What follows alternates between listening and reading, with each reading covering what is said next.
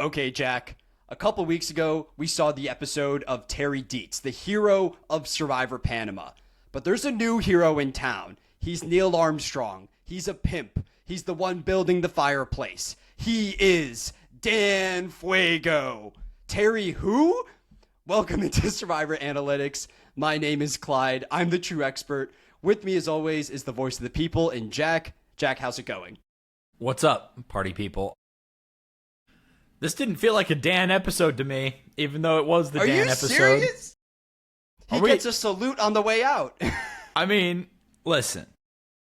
I have such tunnel vision about the Kasaya garbage that I knew from, let's say, at minute 12 of the episode that Dan was going home and just had to sit through the rest of it.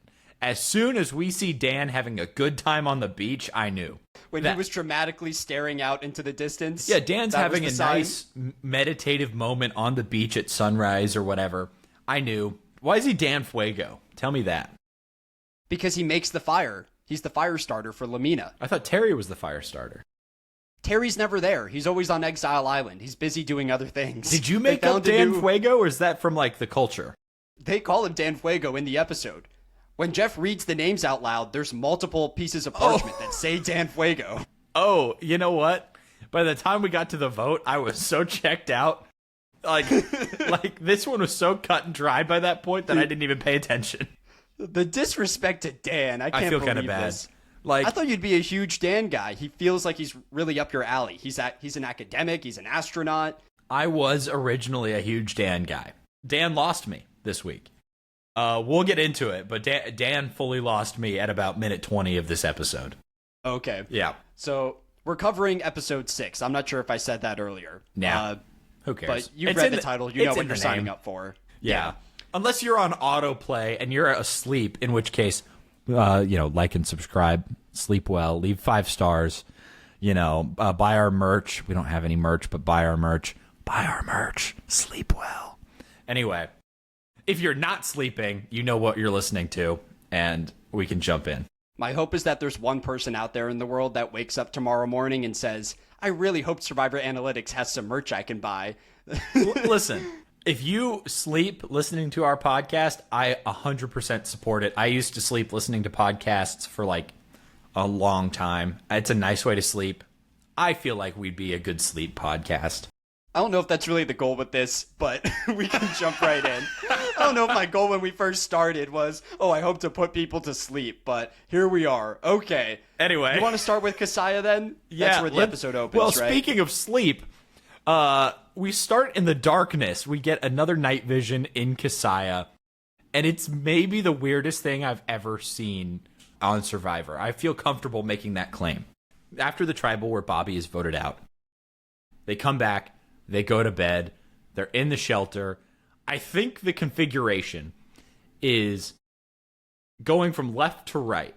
Shane, Danielle, who is cuddling with Aris, Cerie's there somewhere, and Bruce is there somewhere. Courtney is on the beach sleeping elsewhere. Shane, on the far end, is just ranting to Danielle about how stupid everybody is, and how Bruce is falling apart because he's old, and how she's the problem, and how he can't wait to get out of this alliance, but he's bound by his son's name. It's crazy.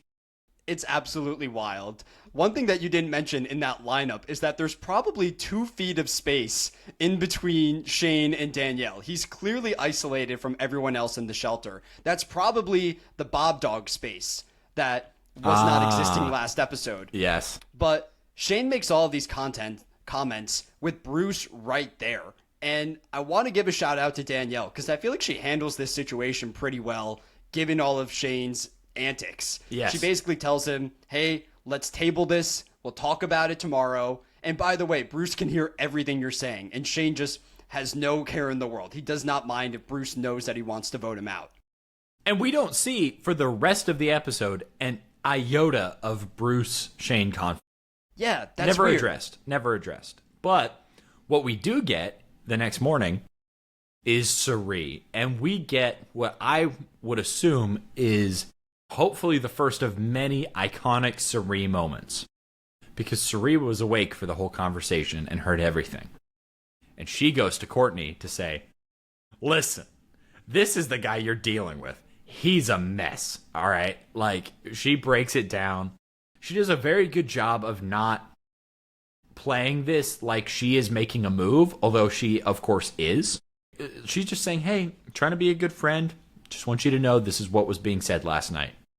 And she has a great moment in confessional where she's just ecstatic about this, right? Oh, fantastic. I can build up my relationship with Courtney and I can hopefully isolate Shane and we can send him home. And she giggles at her little scheming laughter brought me so much joy. Like, the enthusiasm to get this misogynistic jerk out of this episode.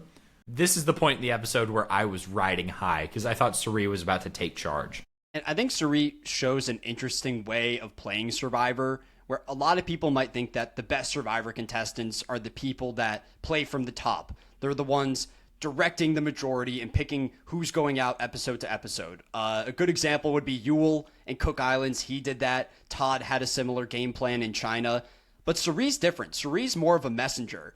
It's like if you have one of those old-timey firefighter lines where they're passing the buckets of water to put out the fire. But Suri is swapping out the water bucket with an oil bucket. Yes. And just letting it go down, knowing exactly what's going to happen at the end. Yes. So I will say, I do think it's not an incredibly difficult scenario for her to cause chaos. It would be way more difficult for Suri to cause the Lamina players to fall apart. Doing it on Kasaya isn't a super tall task, but it's impressive nonetheless. She is stirring the pot without endangering herself.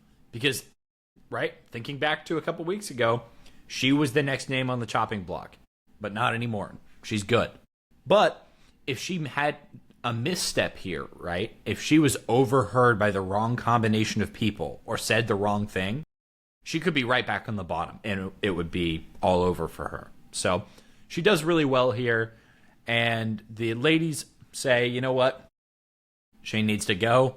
Quote from Danielle, he's next. That's the bottom line. Shane shows up at camp and calls Danielle disorganized for the tribal council the night before. Quick reminder that he voted for Aris for no reason. Yeah, that was never even brought up this week. The stray vote against Aris. Aris, I guess, has no hard feelings about it. Yeah. But Aris does say later on, Aris also wants to be out of the alliance. I did write down, Shane walks around like a toddler with his shirt off, his loose pants, and his chest puffed out. He kind of moves like a baby, and he acts like a baby, and then says he wants to be out of his alliance because they're voting based on feelings, because Shane is a rational, computer of a player. I'm done with him. The part that doesn't make sense to me with all of this is that he calls Danielle disorganized, but this wasn't a vote that came together at the last second. Yes, there was some discussion leading up to tribal council, but they roped Shane in on the plan. He knew that Bob Dog was going home walking into tribal, and for some reason he's still upset about it. There's that whole side to it.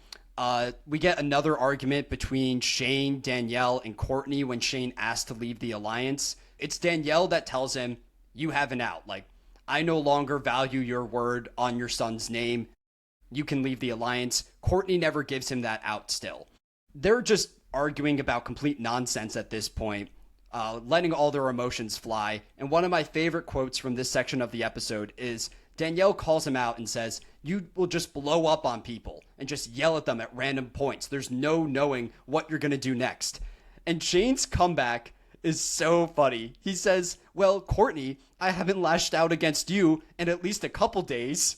I think he says it's been like a week, and she says, no, it was yesterday. She comes back very quickly because he doesn't have any idea the effect he has on these people. And it's pretty clear at this point in the episode that Shane is on the bottom. If Kasaya were to go to tribal council this week, it's a lock that Shane gets voted out of the game. I don't think there's a single person on that beach that genuinely wants to work with him. Aris has that confessional. He says that the alliance is done. He describes it as a paper tiger. So something that's completely fallen apart. And that's everything on Kasaya. It's the Shane implosion. Yep. You want to go over to Lamina?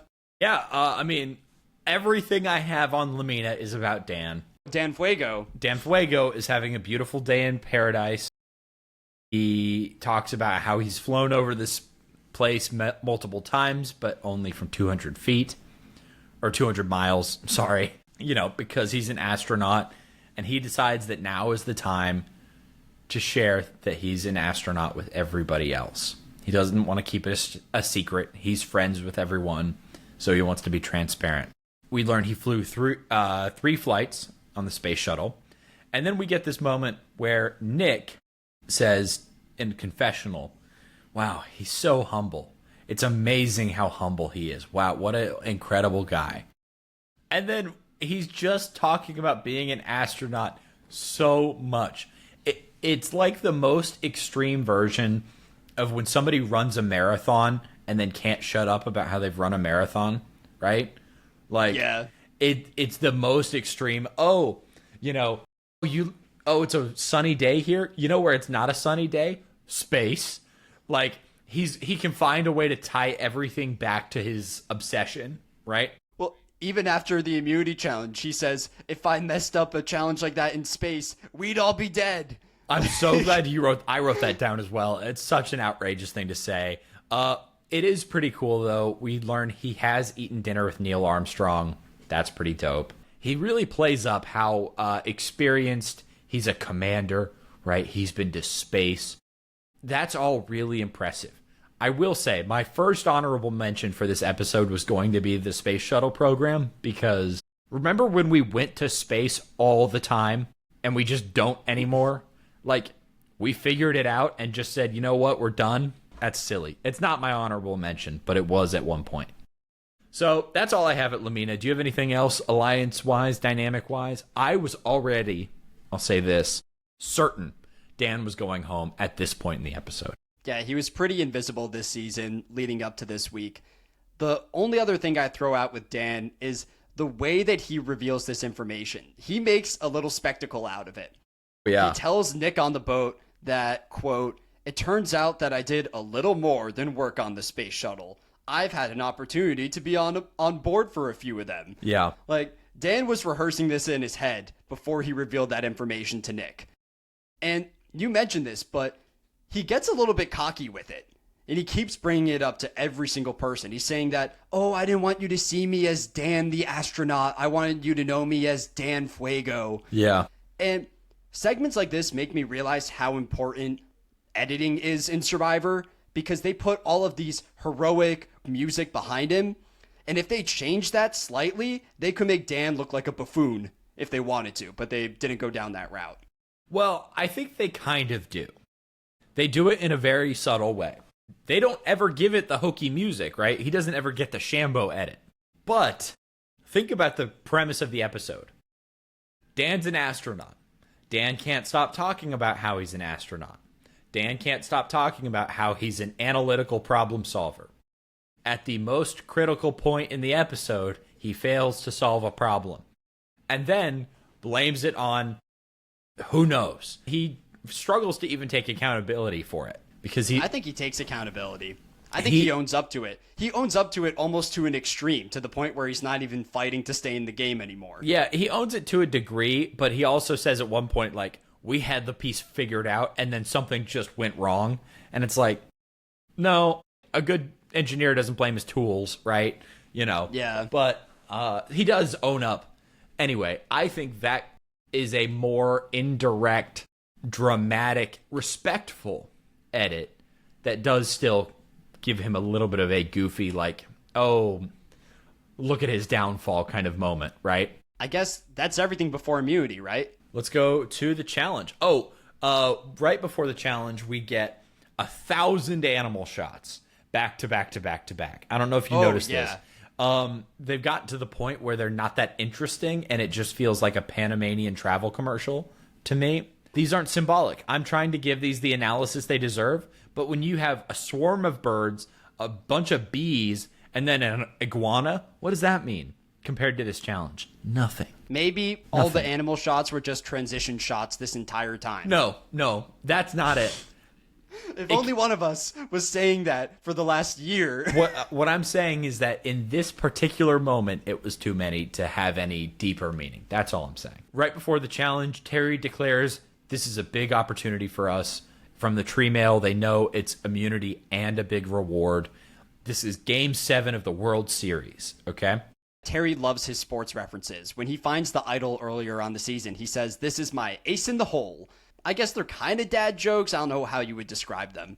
I would call them dad aphorisms. They're not jokes. They're not funny. But they're only things that I could picture my dad saying. Okay, here's the challenge. It's a big challenge on a almost a petroglyph sort of thing, where it's a big interwoven thing on the ground you can only see from overhead that looks really impressive, and then it's just a giant puzzle with a race. But it's still pretty visually compelling, so I'm not going to hate on it too much. Run through a maze, get one of 4 giant puzzle pieces that are tied up at the far end, carry them back, assemble them in this big spinning puzzle where the puzzle solvers essentially have to spin all of these gears and align them in a way that will match up with the puzzle pieces. So, you're playing, obviously, for immunity. You are also playing for a bunch of toys. The winning tribe will be sailing to a nearby village where the toys are all gifts for the local children, and they'll be sharing a meal with the village, having food, drinks, a good time, and maybe get to spend the night there. That part's not clear.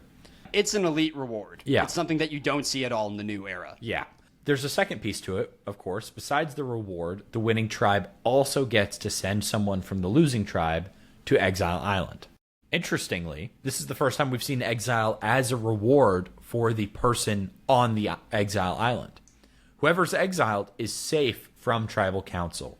So you're essentially getting tribal immunity and getting to give someone on the other team immunity as well. But take away their vote, too. And do you like that version of the twist? Yeah, as compared to just sending someone to exile before tribal? I do. I think it's way more interesting to say, especially at this point, hey, not only are we going to make you go to the vote, but we're going to take out somebody and force you to reevaluate potentially what you're going to do. And this Lamina tribe, spoiler alert, they're going to tribal, is ripe for that particular fruit. And Kasaya takes over perfectly because, we'll get to that in a second. Lamina is ahead the entire time, and Dan Fuego chokes. The puzzle completely falls apart. They have a 2-piece lead at one point. Mind you, it's a 4-piece puzzle, and it doesn't matter. Suri and Bruce put together the puzzle for Kasaya, come back and win. I don't actually know if Lamina gets 1 piece. Maybe they almost get 2, but it takes a while. I think they have a single piece at one point, but it ends up being incorrect, and they got to take it out. Lamina does one of my least favorite things in Survivor challenges, which makes sense, but they look over at the Kasaya board to try to solve their own. And I never understand why production doesn't put some kind of wall or barrier between the two tribes to prevent them from doing that. I feel like that kind of takes the fun out of it all if you can just look over and cheat off your opponent. Well, we said Kasaya ends up winning. They're going to send someone from Lamina to Exile Island, and they make the right call in picking Sally is her name, right? Did I say something else? No, I was just checking with you. I'm not sure because she's pretty invisible. Okay, it is Sally. I was second guessing it there for a second. And honestly, props to Kasaya for correctly pinning Sally as the outsider. I don't know if there was a little motion on her end, if she raised her hand to say, hey, I'm the one on the outside here. But they picked up on the fact that this tribe is getting run by the men. And I feel like this version of Exile Island, yes, it works in this one particular instance, but I think it would have been even better if production stuck with the original tribes for just a bit longer. Because that way, people are more loyal and more locked in to their original tribal lines. From Kasaya's perspective, they don't really have any connections to the Lamina tribe anymore. They were with those contestants for like 2 to 3 days at max. So if there was a little bit more stake in the game, I think it would have some more intrigue from a viewer's perspective. That's fair. That's fair. But it's done. And let me say this. As soon as this challenge is over, I knew even more certainly this is Dan's episode. He's gone. Goodbye, Dan Fuego. I mean, Sally has a good time on Exile. Yeah, we don't get much from her there. She does own up to the fact that if it wasn't for this exile twist, she would be sent out of the game. But the best part of the episode, at least in my opinion, comes with the reward itself. Yes. This is a fun one. This Let's is feast. another one of those moments that I immediately thought of when we started watching Survivor Panama. I knew it happened at some point in the pre-merge. I just wasn't sure which exact episode. And this reward delivers on all fronts. Yeah. So Kasaya rolls up to this local Panamanian fishing village. They're greeted by all the families and children.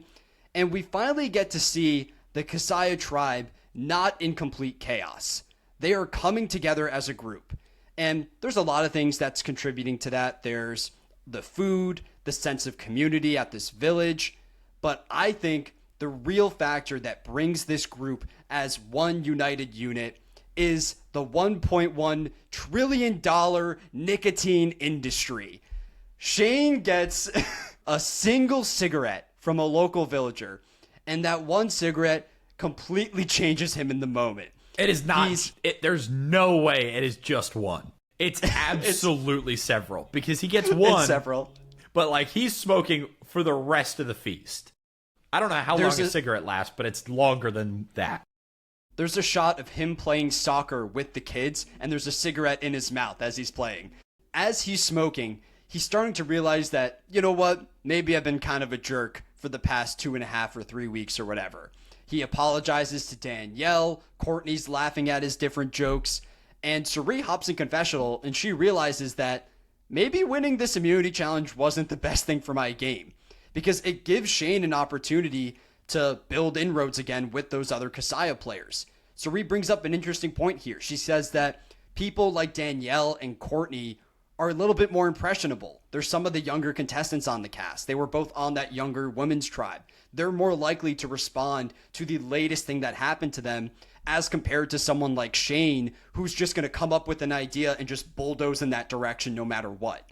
So I thought this was the best part of the episode, but how did you feel about Shane and his multiple cigarettes? Oh, okay. So I've got a few notes here. Here are my first 4 notes from the reward.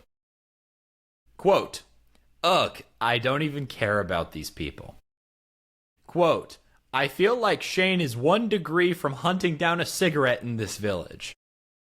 Quote, "Wow, that's a lot of food." Quote, "Oh my God, Shane got a cigarette. No way." I was stunned. And I was like, they talk a little bit. Cirie talks about this. Shane talks about this a little bit. About how meaningful it is after spending so much time, not in full isolation, but you're only with a few people when you're on a tribe, when you're on Survivor. Getting to be in a community, in a village like this, you know, it's how humans are meant to be, right? We are meant to be in community. That is what we are disposed towards. And guess what?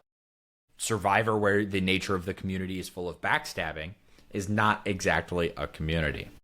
You get this environment, you get this wholesome, wow, we're around people, connection, this is lovely. And then the nicotine industry shows up. Quote from Shane, "This is probably a really bad decision." It's a horrible idea. This shows me how devastating nicotine is to the body in every way. He's saying that with it in his mouth. He's recognizing this is bad, but he does not care. He's going to be so much worse on this merged tribe beach next week. The withdrawal is going to start over again. He's 15 days in, right? You looked this up earlier in the season. 15, that's halfway. Something like that. I think your peak symptoms are within the first 3 to 7 days, I want to say. Yeah. And you might remember that in that first week of the show, Shane was feeling so terrible that he asked the other contestants to vote him out. Yeah. He didn't even want to be there anymore. Yeah. And he got over that hump. He was headed in a somewhat positive trajectory, I guess, at least in terms of his health. And now he completely flipped the switch at probably the most important point of the entire season. Next week is the merge. This will be the episode where we will find out which of these 2 tribes is going to run the second half of the game. This is old school Survivor. Typically, you have one group that just dominates the post-merge. And Shane is putting himself in the most vulnerable position possible going into that round. So you have Shane going into that round, who's going on nicotine withdrawal. His head's all over the place. Courtney is pissed off at the Kasaya camp. Danielle is pissed off. Bruce knows that everyone wanted to vote him out in the past. Shane just called him out in the shelter. This is a super dysfunctional majority going into the merge, and I feel like anything can really happen. Numbers alone, they have the majority. They're not going to stick together. That is very clear, right? We are looking at, okay, there's 2 young men left. There's 3 older men, or Shane a younger man. Shane was the older guy. The Okay. older men left in the game are Bruce and Terry and Shane and Bruce. Yeah. So obviously Bruce and Terry are going to link up. They're going to make it work, right? They weren't crazy about each other before, but they're going to make it work. I can totally see that happen. The ladies have to band together, right? That's the strongest group right there. And then I think it's inevitable that you see the 3 younger men, probably with Terry and Bruce. So you've got 4 ladies, 5 guys, and Shane. Shane's an easy first boot in that situation. But yeah, you've absolutely blown up any chance of your tribe with a majority, with a hot streak on challenges, of coming into the merge tribe and just running the game. But it was a really fun reward. I don't actually know anything about Panamanian food, but it looked really, really good. I watched before dinner and then had some really good fried rice, so that kind of helped. But yeah, food looked great. Looked like a good vibe. Good times.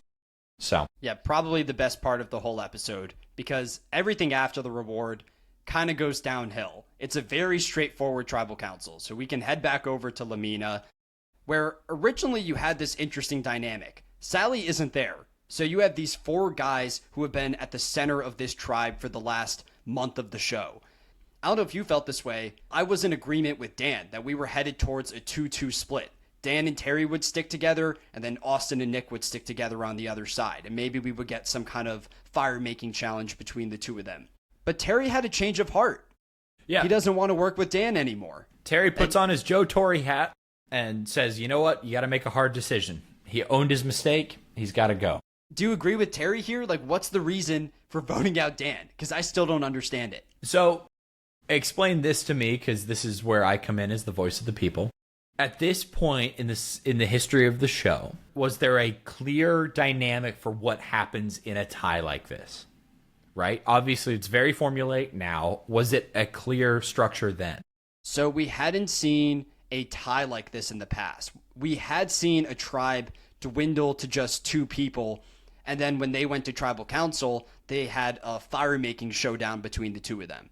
So if Dan or Nick or Austin or Terry have seen Survivor in the past, this wasn't too long before Survivor Panama, they should know that a tie would likely result in a fire-making challenge. A fire-making challenge between the 2 people who had tied for votes.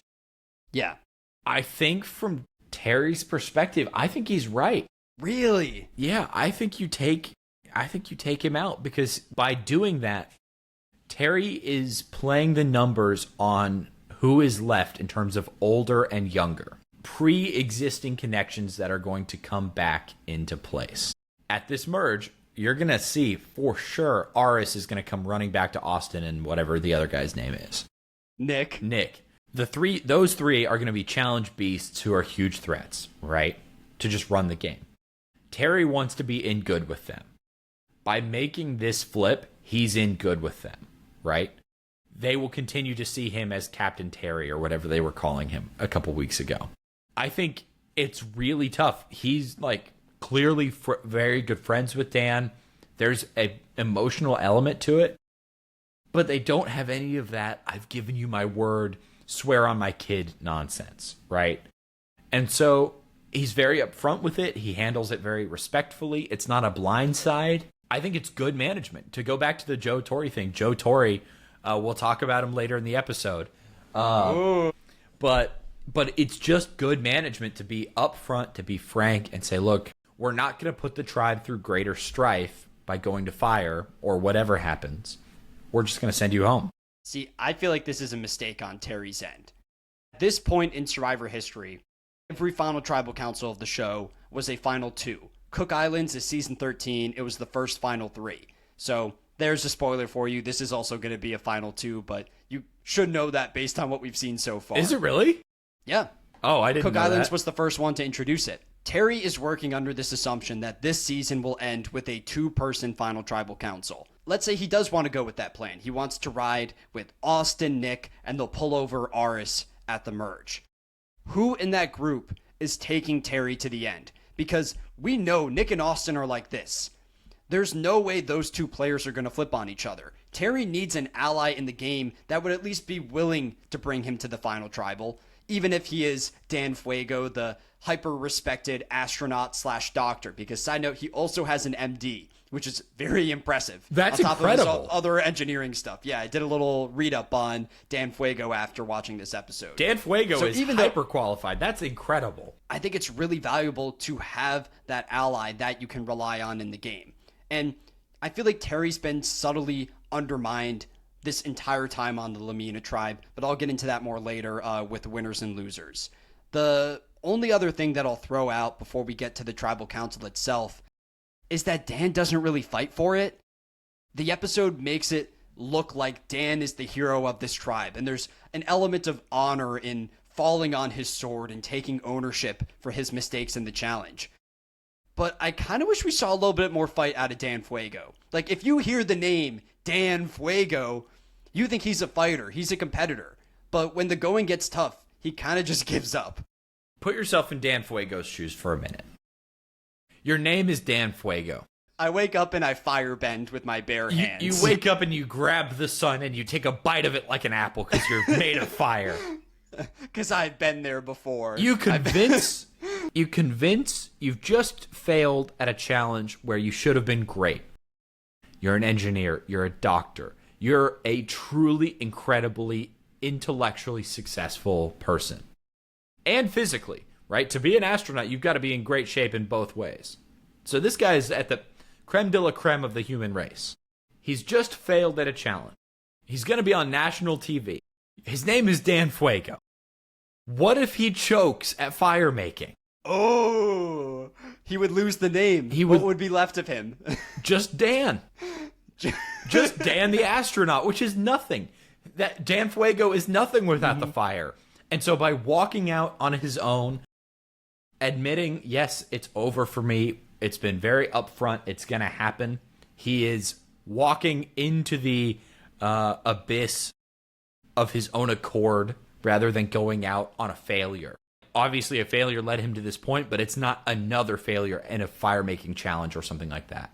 That's, I think, where this comes from. That's my argument for it, at least. I don't know if I'm sold. Maybe Dan just doesn't right. have that dog in him. He's not willing to pull a sneaky move to advance himself in the game, but that's kind of what you get with his character. What's the sneaky move that would have gotten him through? I think the sneaky move is that you go to Terry and you tell him, you know that Nick and Austin are the super tight duo. You really think they're going to ride with you deep into the game? They're not by your side, Terry. I'm by your side. You've been up in the sky just like me. We got to stick together here. And he doesn't even pitch that argument. I feel like Terry tells him, I'm voting you out, and he just accepts it. Yeah. We get to tribal council. It's a long tribal. It's a long tribal where not a lot happens. Yeah. Dan raises his hand and says, Jeff, I'm getting voted out. It's rare that you see someone so excited to leave the island. Well, I guess not excited, but so accepting of their fate in the game. And even Jeff challenges him on it. He says, are you just throwing in the towel? That's the moment where the whole tribe, not just Dan, but Terry and Austin and Nick, they go to his defense. They're like, whoa, whoa, whoa, Jeff, this is not a quit. This is Dan Fuego we're dealing with here. He's leaving on his own accord. So it's a matter of perspective. There's a level of honor to going out the way he does, which I think goes back to my point about by going out like this, as opposed to like forcing a tie and then potentially going home or quitting, right? He's going out in the best face-saving way he can, which I think is respectful. So final votes, a 3-1. All the votes land on Dan. The first vote that comes out of the urn reads, quote, Dr. Dan Fuego, PhD, MD, love you, bro. What's his PhD in? I think it's electrical engineering when I checked online. So, again, super bright guy. As he's leaving the game, he gets a standing ovation. Everyone stands up and does their best impersonation of David from Survivor 48. They flex on him. as he walks out the door, and Dan gives him one final salute for the road. And I was hoping that in that moment, the episode would fade to an American flag, just blowing in the wind, representing the American hero that is Dan Fuego. So, do you think Dan comes back to Survivor? I actually think he has a chance of coming back. He doesn't. No, really? I appreciate that the episode made you question it, though. Like, he had a good run. He's an astronaut. He could have done well on another season, but I'm sorry to hear that. I did like him a lot. I'm down on him a little bit for this episode just because the edit made it very clear, but he was a great character. He was another fun pre-merge boot. I think over half the people that get voted out in the early game of this season are memorable characters between Tina, Bob Dog, Dan. I think they all make for great TV. Let's see. I got some fun facts on Dan Fuego postseason. Hit me. He does not return to Survivor, but he competes in season 2 of ABC's Battle Bots. So now he's more in his element. He's there controlling the robots as they fight against each other in a ring. So I don't know how he did on that show after my whole experience looking up seasons of, what was the name of it? It was some dating show that Bob Dog appeared on. Like Blind Love, Born to Love, Ask to Love. It was, Blind Date. The 1996 season of Blind Date. After that whole disaster of looking up episodes, I've retired from searching up old TV. So I did not look for Dan Fuego's appearance on BattleBots. The only other fun fact I have from him is that he's the first astronaut to appear on Survivor. And I think when you look back on Dan and his story arc on this season, his biggest mistake might be him revealing that he's an astronaut. He leaked that and then proceeded to fail in the puzzle. He told them that the puzzles and the mental side of this game is my strength, and then he completely drops the ball on it. So I wonder if Dan continued to present himself as just a worker bee at NASA. Maybe then he survives this round. I kind of doubt it, but it's a fun theory. I kind of doubt it as well, but it's definitely something. If you have a really cool job or you're a lawyer, sharing it's not a good idea. Like, that's the truth of Survivor. If you're a doctor, I think you're actually okay. But if you have a cool job or you're a firefighter or you're a lawyer, you can't talk about it. I disagree. I think you're better off just being honest right from the get-go. Because I think you're putting yourself in a difficult spot where you constantly need to keep track of your own lies about your own personal history. No, you just you pick one thing and you stick to it. You pick the job you had before the job you currently have, and you stick to that. Like, I guess it depends how quickly you change jobs, but if you've been an astronaut for 30 years, you basically need to rewrite 30 years of your life around this different job. Yeah, that's true. So I think more often than not, it's more hassle than it's actually worth. And how often do we see someone make it to the end, reveal their occupation, and then the jury goes, "What? You're a lawyer? Never mind, I'm voting for you now." Like, yeah, I don't think that really makes a big difference in the grand scheme of things. I don't think that's why Kyle won that season. It's not why Kyle won, but it did happen with him. Mentions? Winners, losers? Let's do winners first. I'm giving it to Austin. He might be invisible in the edit, but he's Southern, and I think he's slowly running the Lamina tribe. Look at the history of this tribe. When they all first come together, Terry has Dan as a close ally, and Dan is connected to Ruth Marie.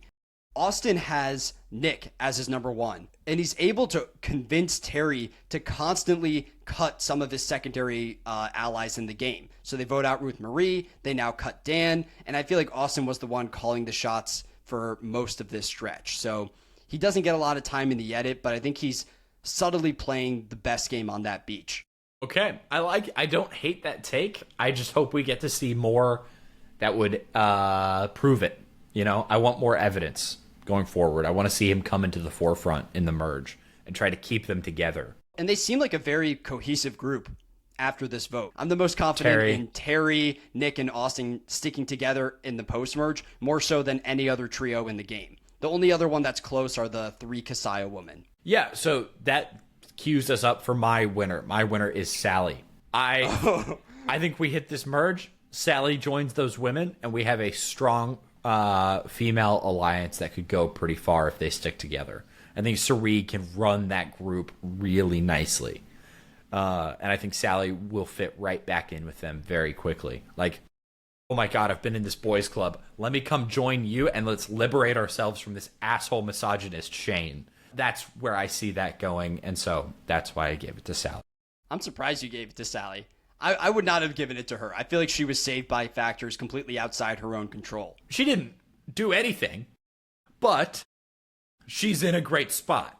And and so I'm giving it to her because she's in the best spot, I think, going into the next episode. I see her path clearly. For me, it's a combination of performance and outlook. And I think she has a good outlook, but an atrocious performance this week. Yeah, fair enough. Which is another point in favor of Dan Fuego, because he was kind of screwed over by a twist with the whole exile thing.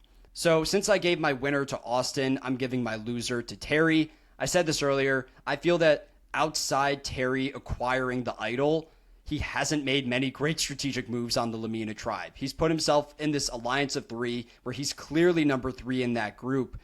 And you had this theory that he might pull someone like Bruce or Aris over.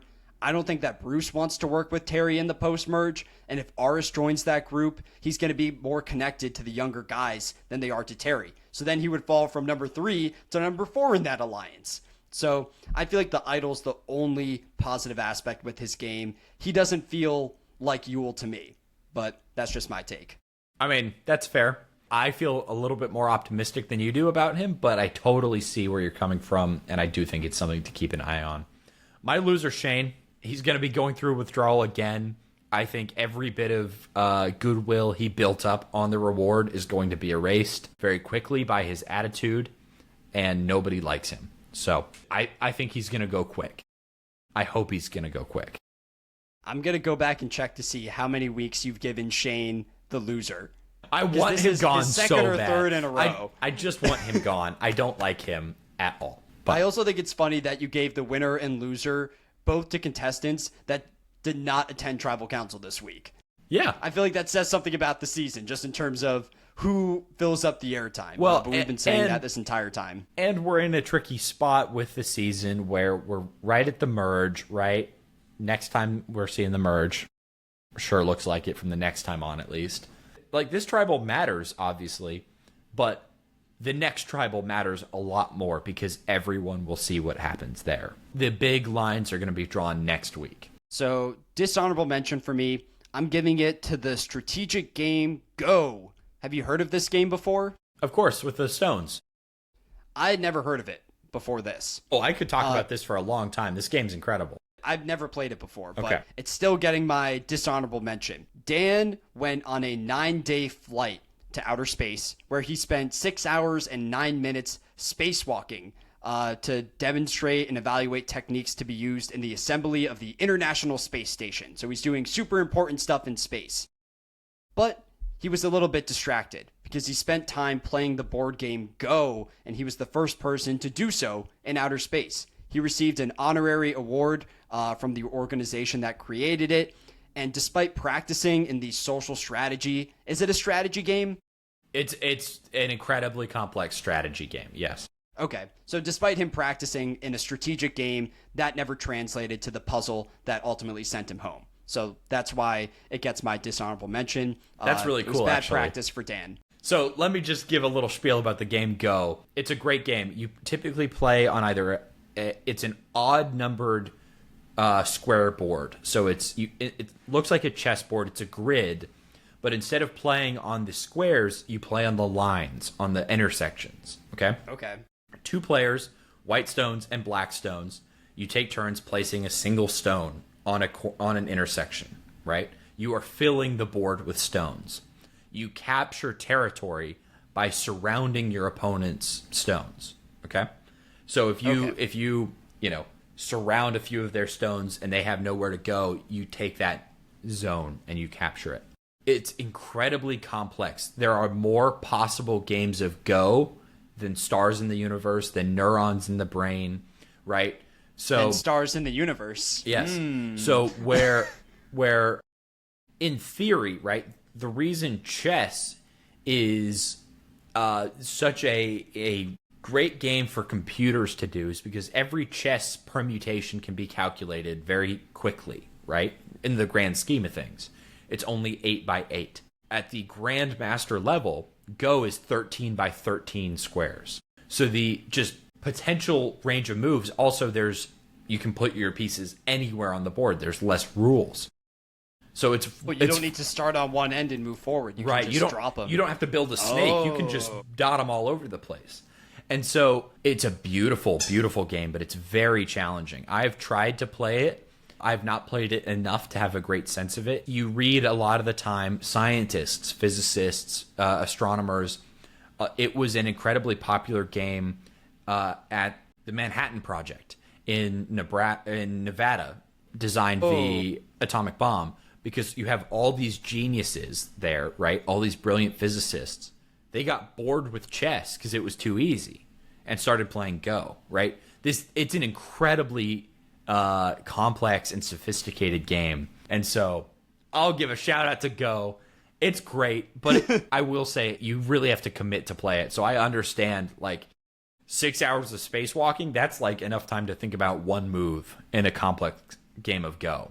Anyway. Perfect game for the perfect mind. That is Dan Fuego. But my honorable mention, thank you for asking, does go to Joe Torre. Who's Joe Torre, Clyde? Do you know? I have no clue. You mentioned him twice this episode, and I was clueless both times. So Terry said I have to put on my Joe Torre hat and make some tough calls. Joe Torre was a baseball player and manager. As a player, he played in the 60s and 70s. He hit his peak at 1971. He was the MVP in the National League. In his best year, he batted .363 and led the league. That's quite good. In his best year of home runs, he hit 36, which is what Cal Raleigh is at right now in the season. So not a power hitter, but he was a very productive hitter. He then went on to become a manager, hence the reference for this week. Joe Torre was the manager for the Yankees when they won 3 straight World Series. As the Yankees manager, he was with the Yankees for 11 years. They won 60% of their regular season games, which is extremely good. They made the playoffs every single year he was manager, also extremely good. And of those 11 years, 6 of them they made it all the way to the World Series. 4 of those World Series they won. So he won 4 World Series, 3 of them in a row as a manager. He went on, I think he actually won, hold on, I have it pulled up here somewhere. He continued to manage after the Yankees, but though he made it to 6 World Series, he with the Yankees never did again. But he was just coming off of his kind of height of his managerial career at the point where this season was filmed. So it was a very topical reference for the time. But I do think it's worth noting that we get multiple references from both Terry and Austin to that challenge this week being Game 7 of the World Series. When Joe Torre went on his historic run of those 3 incredibly dominant World Series, those were a 4-0 sweep, a 4-0 sweep, and a 4-1 series. He didn't make it. Only once did he make it to a Game 7 of a World Series. Every other time, it was resolved in 6 games or less. And so I think that's kind of interesting that it's like, we have to be like Joe Torre in Game 7. The only time he saw a Game 7 of a World Series, he lost. So, worth noting. That is a fun fact. I was looking up online to see if he's an all-time great general manager. Pitcher.com does not have him in the top 10. Maybe it's more of a sign of the times kind of as a GM or as a coach? All-time as a general manager. Well, I'm talking about him as a coach. I don't know what he did as a GM. Is that the same thing in no, baseball? No, the GM does business and the manager is the coach, the head coach. Oh, they call their coaches managers? Yeah.